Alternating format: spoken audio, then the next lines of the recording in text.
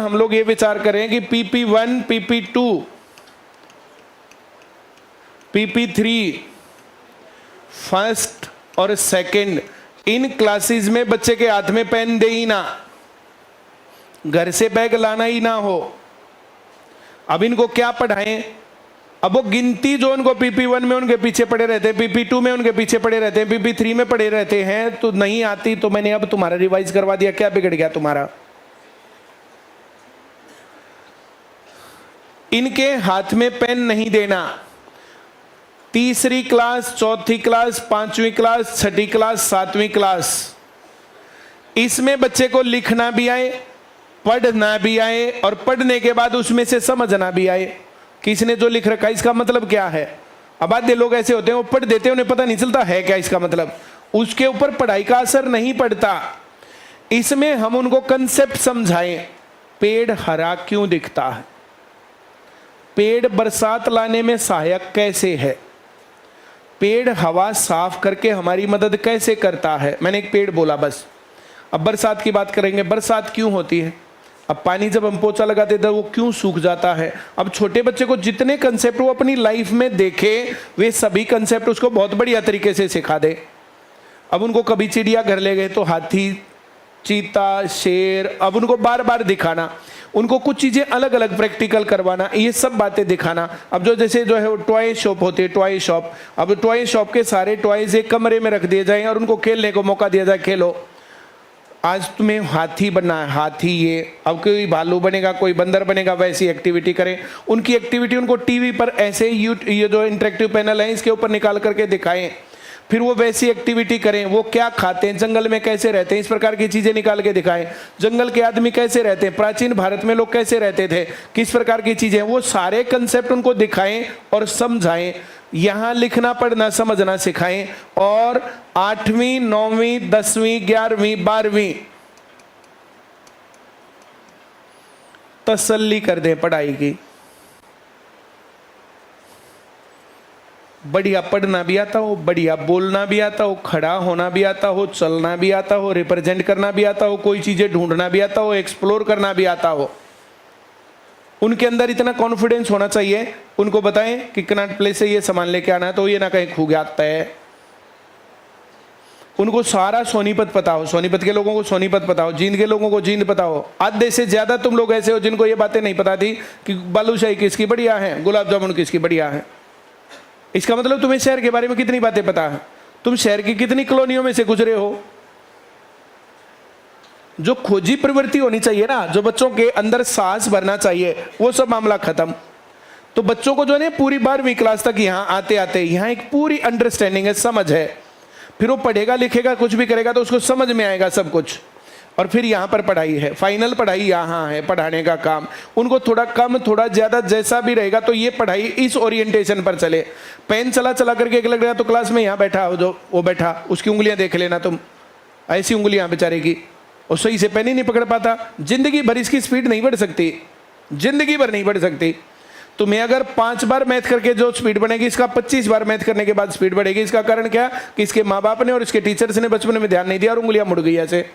ऐसे ही हमारे पास स्कूल में पढ़ने वाले बहुत सारे बच्चे हैं जिनको 2-2.5 साल की उम्र में जाकर के चल बेटा स्कूल जाना चाहिए, पर स्कूल जाकर के खेल के वापस आना चाहिए। झूलों पर झुलाया, बॉल पूल में खेलाया, टॉयज की उसमें घुमाया। अगर कलर करना है ना तो वाटर कलर, उंगली घुसाई, नीली लाइन, दूसरी हरी में डाली हरी लाइन, तीसरी लाल में डाली लाल लाइन, पीली में डाली पीली लाइन, काले में डाली काली लाइन, फिर दिखाया अलग अलग रंग।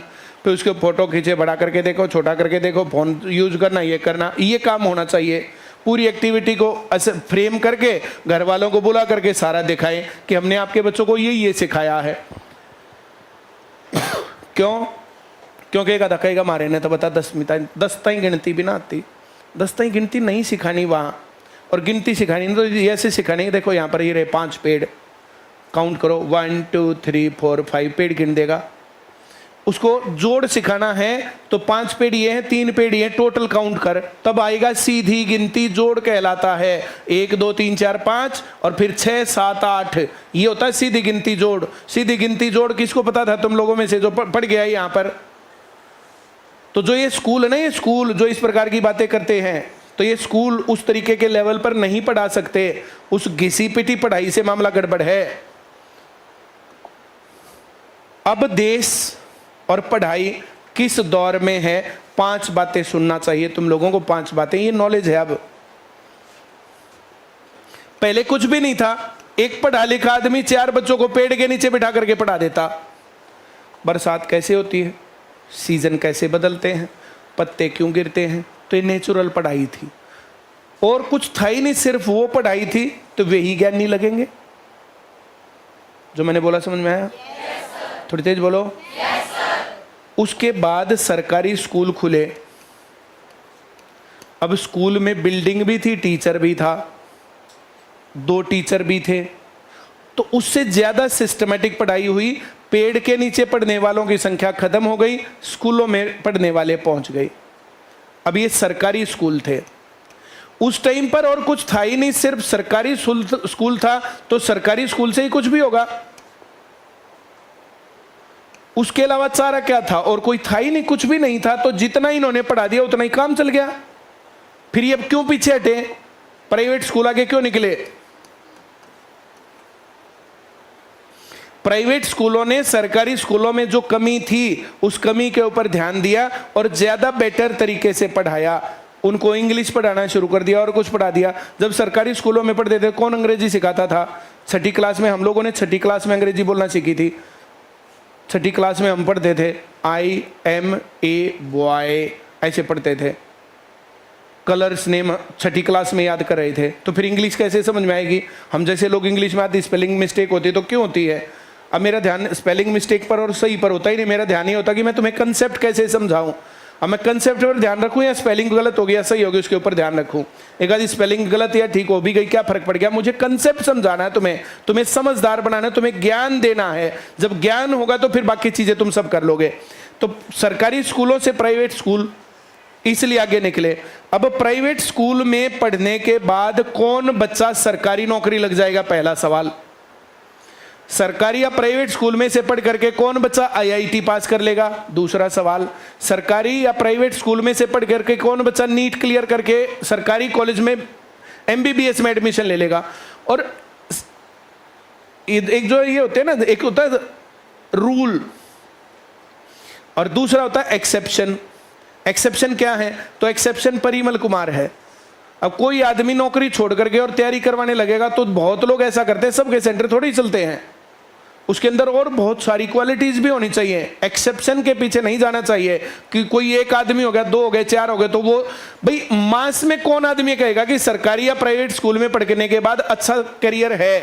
आज के टाइम पर ग्रुप D, ग्रुप C, भाई ग्रुप B, फर्स्ट क्लास की जो भी नौकरियां, जितनी नौकरियां हैं, तो अधिकतर नौकरियां पढ़ाई और टेस्ट पास के लिए हैं। और इसलिए ये कोचिंग है, और ये कोचिंग स्कूलों से ज्यादा ज्ञान देती है। और ना देती हो तो तुम्हारे सामने बात है, तुम बता दो ना जी हमारे स्कूल में बढ़िया पढ़ाई थी, ऐसे कहो।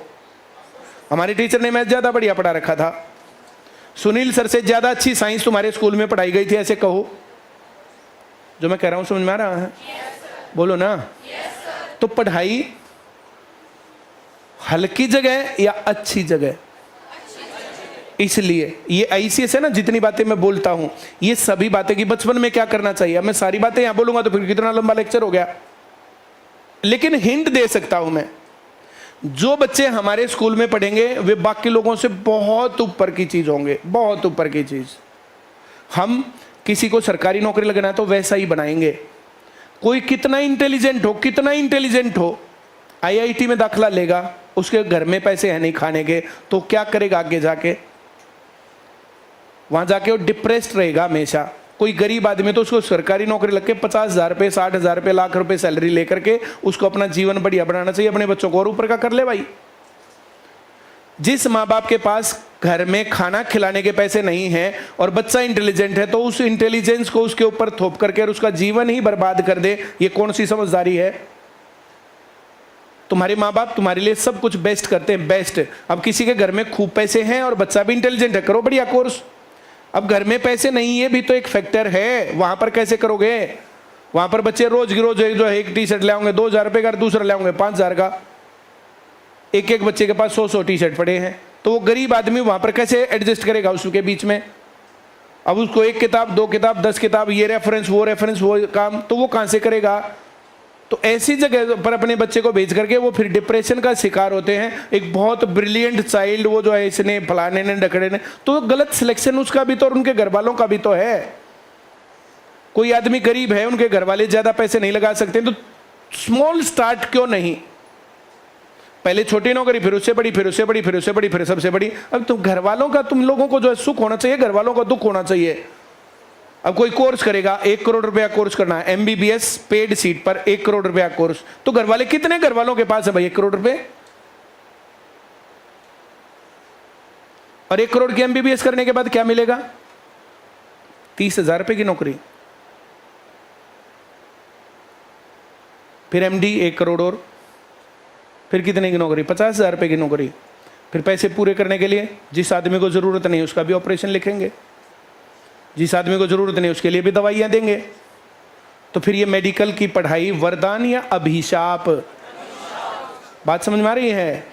ये लेवल घर वालों को काउंसलिंग का पार्ट है। जो मैं तुम्हारी काउंसलिंग कर रहा हूं, ये प्रॉपर काउंसलिंग का पार्ट है और हम लोग करते हैं। कल HTSC का एग्जाम लिया था श्री राम स्कूल में, हम लोगों ने पूरी काउंसलिंग दी। ब्रांचेज से भी बच्चे बुला रखे थे, HTSC के पेपर में सब लोगों को प्रॉपर काउंसलिंग दी। वे काउंसलिंग यूट्यूब फेसबुक पर भी होती है, जिसको लेनी है ले लो। हम लोग क्या सोचते पढ़ाई के बारे में, पूरी सारी बातें हैं। तो ये कहानी है। तुम लोग अपने आप अपने जीवन को जो भी सोचते हो, तुम्हें अपने आस पड़ोस के 10 आदमियों का जीवन बना दिया ना, तो वो काम बन गया। तुम लोगों को चाहिए हमारा नंबर दे दो बस। कोई कहता तो कॉल करके, किसी के मन में दिक्कत है वो आकर के पूछ ले। जो आदमी दुखी है ना कि मेरे बच्चे की पढ़ाई बढ़िया कैसे हो, ये नंबर दे दो बस। वो आकर के हमारे से मिल लेंगे, हम काउंसलिंग करेंगे। मैं करूंगा काउंसलिंग, बबीता मैम काउंसलिंग करेंगे। जो सवाल मन में पूछो, तुम्हें लगता है कि हमें अपने बच्चे पढ़ाने हैं, उस काउंसलिंग सेशन में आ जाना। तुम्हारे मन में जितने सवाल है सारे पूछना, चाहे वो सेशन आधा घंटा चले चाहे 5 घंटे चले। अब पढ़ाई की तो एक लिमिट है, क्लास की एक लिमिट है, बताने की एक लिमिट है, लेकिन इतनी बातें बतानी चाहिए। बाद में कहेंगे हमारे को क्यों नहीं बताया जी टाइम पर। तो PP1 से 12th क्लास तक पढ़ाई प्रॉपर डायरेक्शन में। और जो एक कोचिंग, पढ़ाई, ट्यूशन, भाई क्या क्या कर सकते हैं। एक काम है बेरोजगार रहना। किसी को बेरोजगार रहना हो तो उसके बेरोजगार रहने के लक्षण जैसे दिखेंगे तो हम घर वालों को बता देंगे। दूसरा काम होता है प्राइवेट जॉब। प्राइवेट जॉब किसी को करनी तो उसको क्या कोर्स, कैसी पढ़ाई करनी चाहिए, उसकी क्वालिटी क्या, तो हम वैसे बताएंगे। तीसरी होती है गवर्नमेंट जॉब। अब गवर्नमेंट जॉब कैसे लगती है, हमारे से ऊपर आज कौन है, ये घमंड नहीं है, ये प्रैक्टिकल तुम लोगों के सामने है। कोत कला में जब वहां पर गए थे तो लगभग सभी टीचर्स आए थे, सभी टीचर्स। तो वहां पर जाकर के तुम लोगों ने दिख गया होगा कि किसकी थाली में कितना घी है, या नहीं देखा? सिलेक्शन में जाकर के वहां पता कराओ।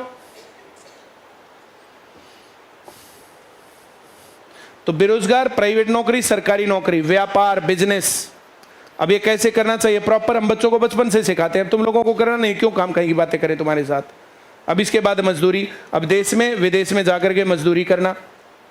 खेती, व्यापार या मजदूरी का पार्ट है। 50-40 किले हैं तो व्यापार है, और 1-2 किला 1-2 बीघा तो फिर वो मजदूरी है। इसके अलावा तुम्हारे पास कोई ऑप्शन हो तो मेरे को जरा बता दो। ये काम तुम्हें मैं 12वीं क्लास पास होने के बाद बता रहा हूं। मैं उन बच्चों को 3री, 4थी, 5वीं क्लास में बताऊंगा, बड़ा होकर मजदूर बनना है, टीचर बनना है, व्यापार करना है, क्या करना है, वैसी बातें उनको सिखाई जाएंगी। मैं जो कह रहा हूं समझ में आ रहा है? गेटवे कॉलेज है, गेटवे कॉलेज, गेटवे स्कूल, नाम सुना होगा या नहीं सुना? गेटवे कॉलेज वाले कुछ मेरे साथ टाई अप पे चल रहे हैं, टाई अप कि हम कुछ टाई अप कर ले, हमारे बच्चों को कुछ सिखाओ। मैं आपके बच्चों की रिक्वायरमेंट क्या, पहले मैं उन बच्चों से मिलके बात करके तब मैं बात बताऊंगा आपको।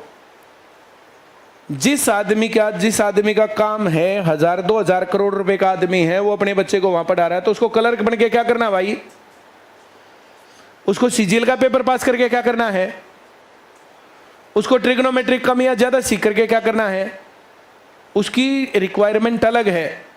एक मजदूर रेहड़ी वाले के बच्चे की रिक्वायरमेंट अलग है, किसान के बच्चे की अलग है। एक नौकरी लगे हुए आदमी की जिसके घर में हर महीने 50-60 हज़ार रुपए, 1 लाख रुपए आता है, उसकी रिक्वायरमेंट अलग है। पढ़ाई उस हिसाब से अलग तरीके से होनी चाहिए। जो लोग ये बोलते हैं ना कि समान शिक्षा सबको बराबर, तो सबको बराबर, गधे को भी वही सिखा दो, मछली को भी वही सिखा दो, शेर को भी वही सिखा दो, कुत्ते को भी वही सिखा दो, आदमी को भी वही सिखा दो। समान शिक्षा फायदा करेगी या नुकसान? मछली को मछली की पढ़ाई होनी चाहिए, घोड़े को घोड़े की पढ़ाई होनी चाहिए, कौवे को कौवे वाली पढ़ाई, क्योंकि सबकी रिक्वायरमेंट अलग है और सबके पास जो मौजूद सामान है वे अलग हैं। तो समान शिक्षा का कंसेप्ट अच्छा नहीं है। जो लोग ये बोलते हैं बोले डीसी का बच्चा भी, मंत्री का बच्चा भी, व्यापारी का बच्चा भी, रेडी वाले का बच्चा भी सब बराबर जाने चाहिए कि स्कूल में, सुनने में बहुत अच्छा लगता है, इट इज वेरी गुड, पर क्या सबके टारगेट बराबर है? तो जिसको देहरादून जाना है तो देहरादून का रास्ता पकड़े, जिसको हरिद्वार जाना है तो हरिद्वार का रास्ता पकड़े, जिसको गढ़गंगा जाना है तो गढ़गंगा का रास्ता पकड़े, जिसको कुंभ जाना है तो कुंभ का रास्ता पकड़े, जिसको दिल्ली जाना है तो दिल्ली का रास्ता पकड़े, जिसको जयपुर जाना है जयपुर का रास्ता पकड़े। सबके टारगेट अलग है, सबके रास्ते अलग है, अपने लेवल के अनुसार पढ़ाई होनी चाहिए। इस लेवल को छोटे बचपन से सिखा देंगे हम। पिछली बार सिखाया है 9वीं और 11वीं क्लास के बच्चों ने आधा कंपटीशन मेरी और बबीता मैम की क्लास पूरे साल भर पढ़ी। बहुत कम भी सीखा हुआ तब भी सीख गए ना।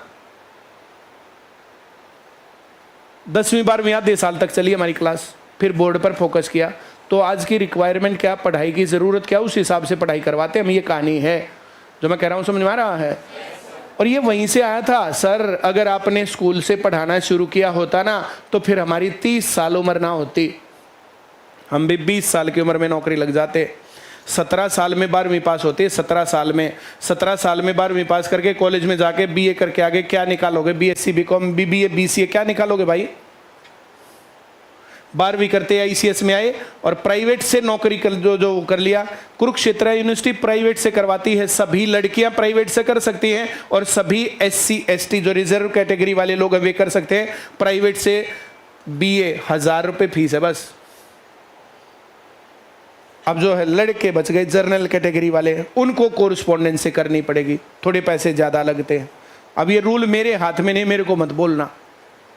जो मेरे पास जानकारी वो मैंने बता दिया। कुरुक्षेत्र यूनिवर्सिटी से प्राइवेट से बीए कोई भी लड़की महिला कर सकती है और एससी एसटी के लड़के भी कर सकते हैं। तो उनके पैसे भी ज़्यादा नहीं लगे। डिग्री वैया नहीं है, ज्ञान यहाँ से ले लो, डिग्री वहाँ से ले आओ। 3 साल बाद 17 साल से 18 साल से 3 साल में 20-21 साल की उम्र में नौकरी भी होगी और डिग्री भी। अब जो बच्चा बचपन से सीखेगा वो 17-18 साल की उम्र में नौकरी लग जाएगा। जो 8वीं 9वीं 10वीं 11वीं 12वीं में हमारे पास पढ़ेगा तो जो 12वीं करते ही नौकरी लग जाएगा, उसको 2-3 साल बीए तक के वेट नहीं करना है। तो जितनी जल्दी अपने टारगेट पर पहुंचे सबसे बढ़िया ये काम है। इससे बढ़िया पढ़ाई का मॉडल और क्या सोचते हो मुझे बता दो कि ये कमी है जिसमें 1-2 साल में ये चमकेगा। जैसे आईसीएस कोचिंग चमकता है ना, वैसे आईसीएस स्कूलिंग चमकेगा और उस तरीके की पढ़ाई चलेगी। और जो पढ़ा सकता है उसके अंदर हो सकता है शुरुआत में थोड़ी दिक्कत आए, थोड़ा कम पढ़ाया जाए, लेकिन बाकी स्कूलों से तो कई गुना ज़्यादा बेटर पढ़ाएंगे, कई गुना ज़्यादा बेटर। तुम्हारे स्कूलों ने क्या पढ़ा के भेजा? यहाँ के बच्चों को आएंगी गिनती, यहाँ के बच्चों को आएंगे पहाड़े, जमा घटा गुना भाग क्या कहलाते हैं सबको पता चलेगा। भिन्न कहाँ से आई, दशमलव प्रतिशत अनुपात कहाँ से आए, ये सब बातें उनको सिखा देता हूँ सबको। तो बाकी लोगों से तो बहुत ऊपर है फिर भी।